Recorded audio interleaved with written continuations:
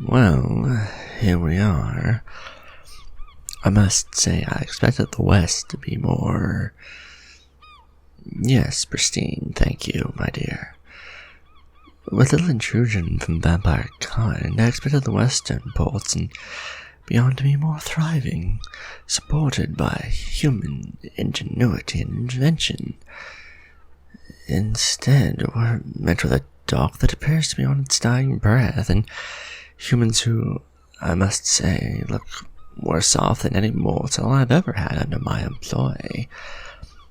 While I took blood from my servants in the villages under my direct rule, these people, my dear, they appear as if their very soul has been drained away, leached away until nothing remains but their body's physical desire to go on living. How strange. Yes, you are right, my dear. We have bigger things to focus upon than the fates of these mortals. Perhaps once we have our kingdom established, we can come back and aid them. But for now, we must focus on ourselves. Come, let us find a tailoring shop, or I suppose whatever will count for one in this kind of a town, and get you some new garments. After such a long voyage, I do believe you would like something to wear that does not smell like sea salt and fish, yes? I figured so. Good.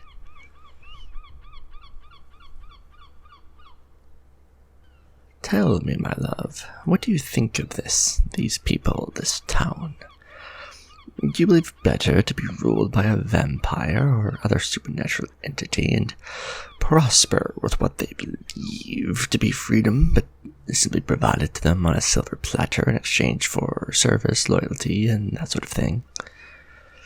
Or would you rather be faced with only your own power, your own freedom to pull yourself up out of whatever squalor you appear to have slipped down into? I suppose having the ability to fail or succeed as you see fit would be the ultimate definition of life, but I do have to wonder, looking at these mortals. These people appear as if they've lost any hope for a better future. So do they truly have freedom, shackled by the chains of their own predicament, or are they simply slaves to their environment?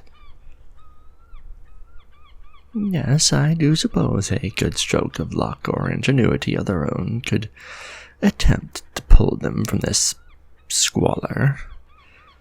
But would a supernatural being not be raised as a hero for granting them wealth, security, and a prosperous future in exchange for their service and loyalty?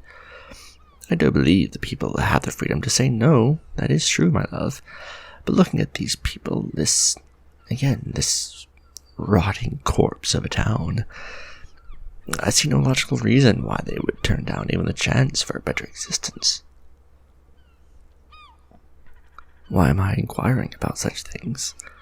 Well, my dear, as I've said, we must begin to create our own kingdom here, something we can truly trust and hold as our own. I promise to treat the mortals under my rule fairly and as humanely as possible, at your request, of course. But at times, a firm hand must be used to show a mortal how their existence can be improved or placed into a better slot in the rungs of existence. Believe me, it will make more sense once we find the mortals who are not so devoid of life. Here we are. It seems this should be, what should count as a tailoring shop in this kind of a town. Head inside, my dear. Speak with the seamsman and see what you can get. I shall dissuade anyone from disturbing the two of you here from outside. Go, enjoy finding some new attire, my dear, and do not worry about the price. I have more than enough gold to cover it.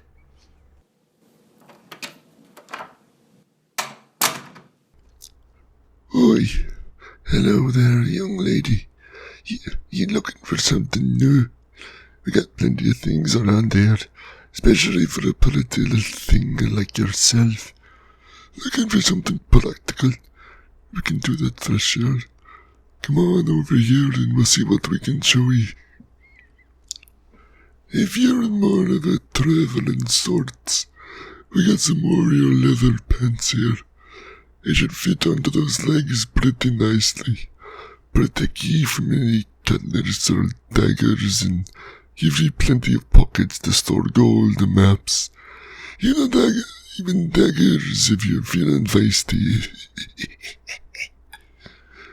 For your top, one of the trade ships brought in a black leather vest that'll protect all your soft inner bits and has some pretty solid shoulder layers too if you needed to really get in a rough house with somebody.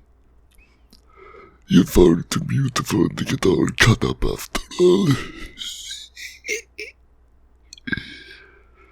As it goes for your feet wears, we got some nice ones, we do, ye.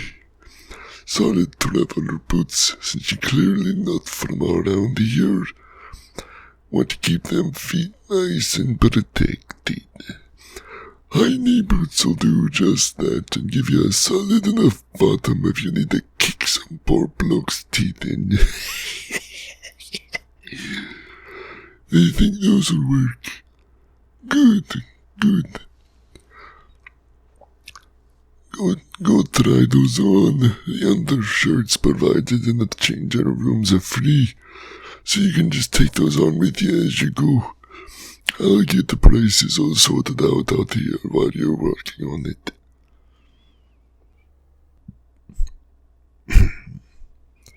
So she's the one the Lord Necromancer mentioned in his message.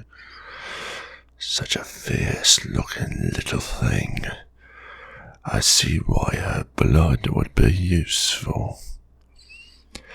Pity I'm gonna have to spill it all over my floor before I can take it to the Lord. Ah, well, I'm sure the Lord will accept the sacrifice for his ascension.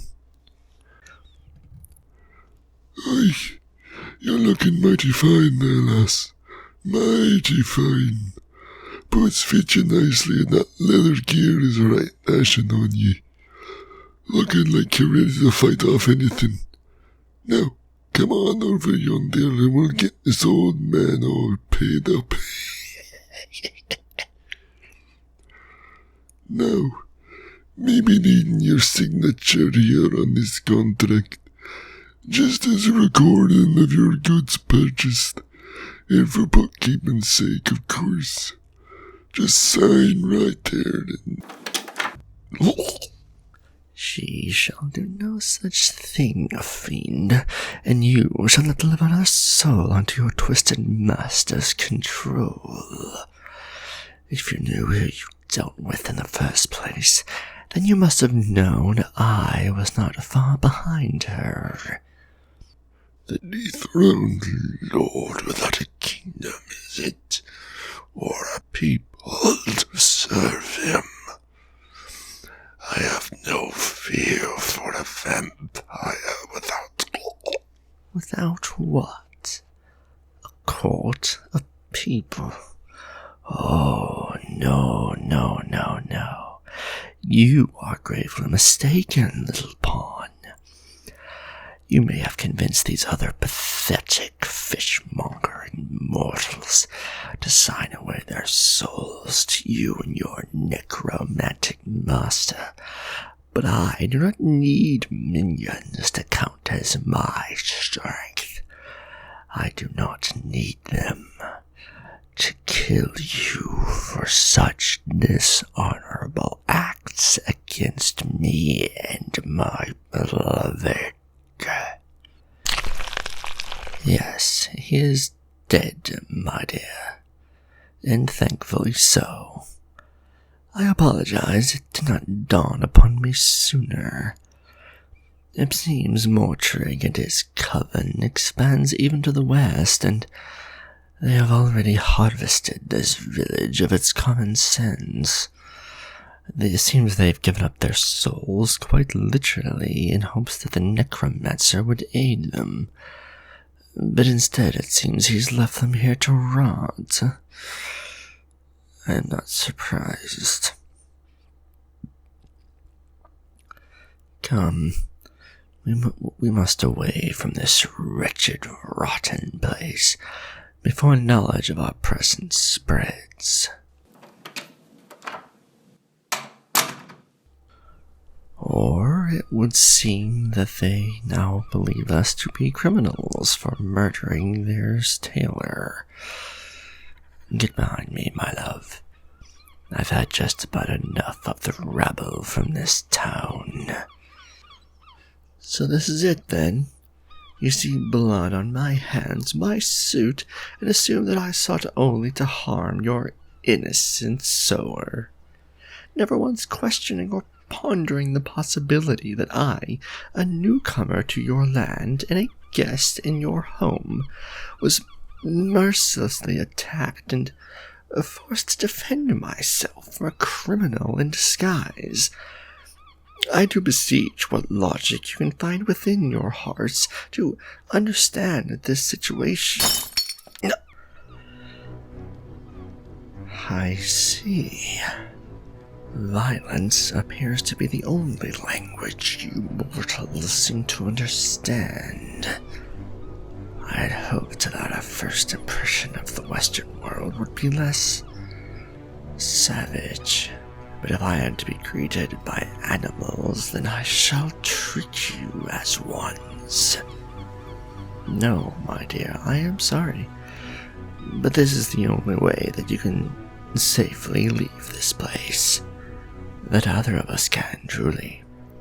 Now please, step back into the shop while I communicate with these mortal filth in the only language they seem to understand. Come then, you mindless rabble. If you are so eager to throw yourselves into the jaws of Lord Torrenzar, Lord and King of the Blood Forest Isles, then come. My fangs ache for the feast, and my muscles and bones have missed the rush of the hunt.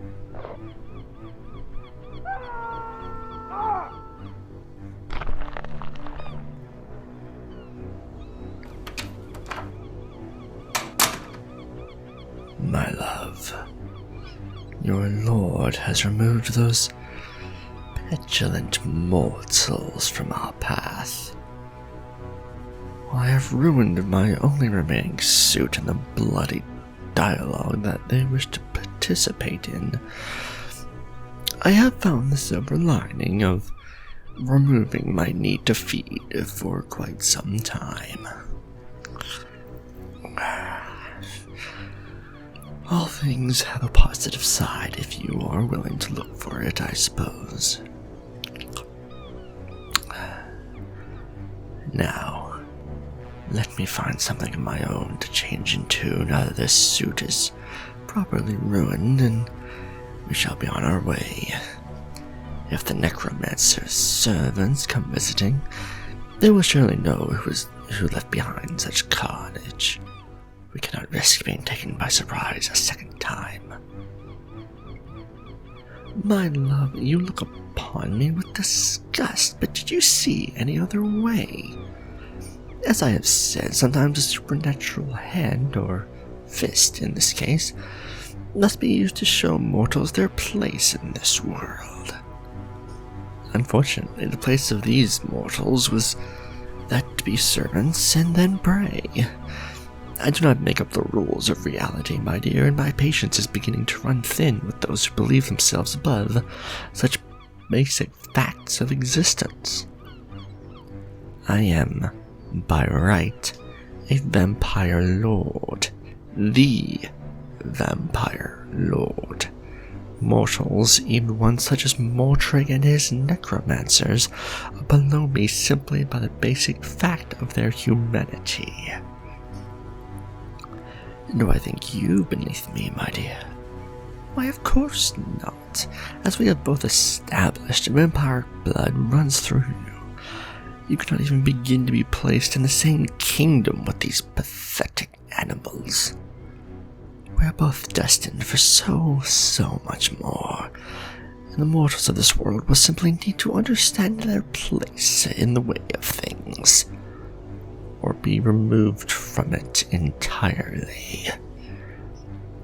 We cannot allow for such defiance to continue against us, or we will find ourselves in the exact same position, being chased and hounded from our homes into foreign lands, where the cycle will then simply repeat. If we must conquer before we shall create our perfect world, then so be it.